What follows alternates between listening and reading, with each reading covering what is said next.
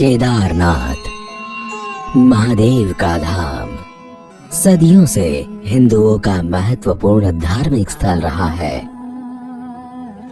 मंदाकिनी और सरस्वती नदियों के संगम पर केदार घाटी में स्थित यह प्राचीन मंदिर 2500 वर्षों के इतिहास के साथ 12 ज्योतिर्लिंगों में से एक है। कहते हैं इस जगह पर शिव के नाम का उच्चारण मात्र करने से आत्मा अंतर्मुक्त होती है।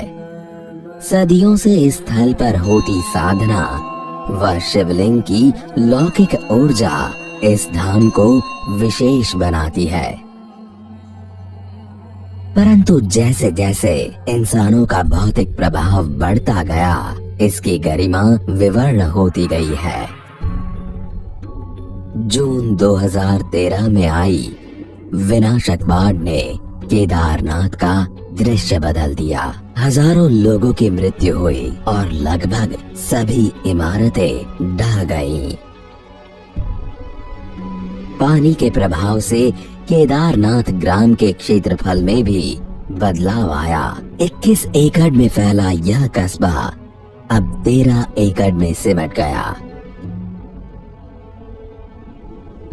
यह दृश्य 19वीं सदी का है, जब मंदिर का गरिमामयी रूप दूर से ही दर्शित होता था। उसके पीछे की ऊंची बर्फीली पहाड़ियां दृश्य की भव्यता को और बढ़ाती थीं। फिर धीरे धीरे इसके चारों ओर मकान बन गए और मंदिर मानो कहीं छिप गया।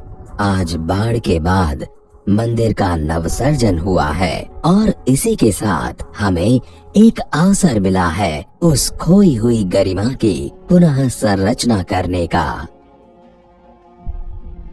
केदारनाथ घाटी प्राकृतिक प्रमाणों पर संवेदनशील है और विशेषज्ञों का मानना है कि यहाँ प्राकृतिक आपदाओं का संकट निरंतर है।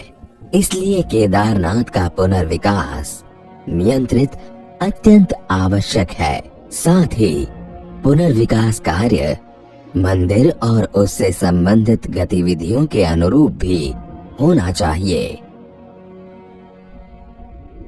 मंदिर के उत्तर की ओर एक वैकल्पिक मार्ग की तरह सेना का हेलीपैड भी बनाया गया है। कस्बे के दक्षिण में यात्रियों के लिए हेलीपैड की सुविधा दी गई है, जहां से यात्री बेस कैंप से केदारनाथ आते हुए नए मार्ग पर जुड़ते हैं। प्रस्तावित मास्टर प्लान बाढ़ सुरक्षा एवं मंदिर की गतिविधियों के अनुरूप है। इसके तहत बाढ़ सुरक्षा को अधिकतम महत्व देना चाहिए। त्रिस्तरीय पुश्ता दीवार घाटी के दोनों ओर बनने से भविष्य में आपदाओं से सुरक्षा मिलेगी और ऐसी त्रासदी होने से बचाव करेगी।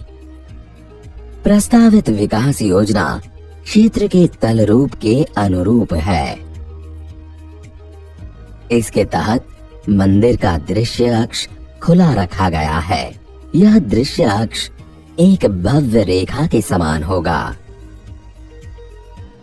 दोनों नदियों के संगम पर और दृश्य अक्ष की शुरुआत में एक छतरी का निर्माण होगा, जिसमें शिव जी के डमरू और त्रिशूल की स्थापना की जाएगी। मंदिर के ऐतिहासिक रूप को बनाए रखने के लिए उसके पीछे व दोनों तरफ निर्माण निषिद्ध होगा और बाढ़ दुर्घटनाग्रस्त लोगों की याद में स्मृति उद्यान भी बनाया जाएगा। यहाँ बाढ़ से बचाव और परिक्रमा के लिए एक स्तंभवली की रचना की जाएगी।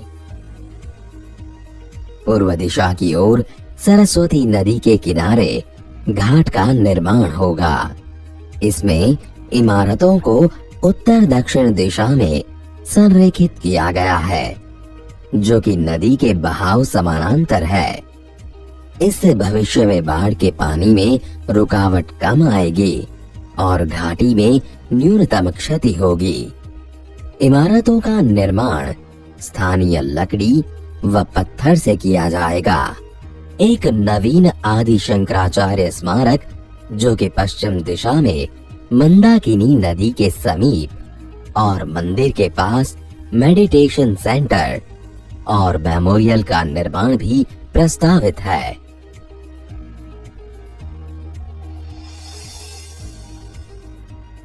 केदारनाथ के प्राकृतिक और धार्मिक प्रमाणों को ध्यान में रखते हुए प्रस्तावित मास्टर प्लान का प्रारूप बनाया गया है। पद यात्रा अथवा हेलीपैड से आने वाले तीर्थ यात्री मंदाकिनी और सरस्वती नदी के संगम को पार करके आते हैं। खुले दृश्य अक्ष से वे संगम से ही मंदिर के दर्शन कर पाएंगे। एक लंबी और थकान भरी यात्रा के बाद यह अद्भुत दृश्य तीर्थ यात्रियों का स्वागत करेगा। संगम से मंदिर तक का अंतिम 900 फीट का पड़ाव एक अद्भुत अनुभव होगा। यहाँ 40 फीट चौड़ा मार्ग जिसके दोनों तरफ तीर्थ यात्रियों के बैठने व आराम करने के लिए सुविधाएं बनाई जाएंगी।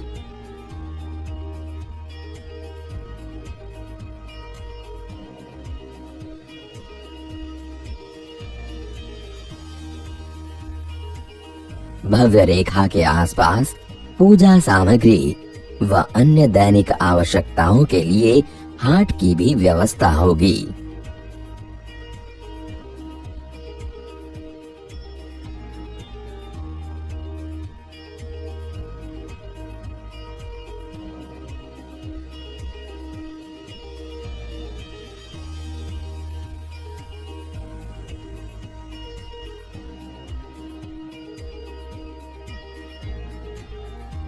यात्रियों के लिए सार्वजनिक सुविधाएं जैसे कि डिस्पेंसरी, पोस्ट ऑफिस इत्यादि इस हाट के आसपास दी गई है।